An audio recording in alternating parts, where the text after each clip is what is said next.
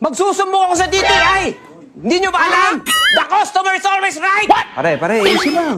Baka maayos pa natin to. Ano ba problema? Eh, paano yung tindera ninyo eh? Ako pagbentahan. Magbabayad naman ako, may pera naman ako. Oh, gusto ko lang naman isukat. Paano kung maliit sa akin? Oo, tama naman yun. Yun naman pala eh. Ano ba ang binibili mo? Kondom!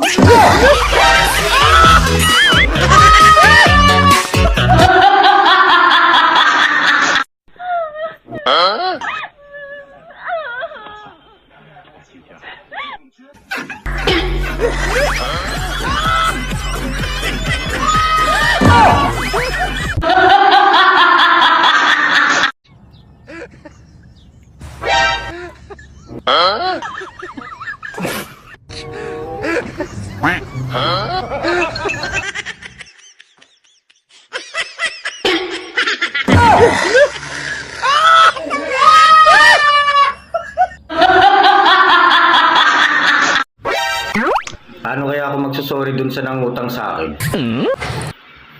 Nagalit kasi siya nung siningil ko.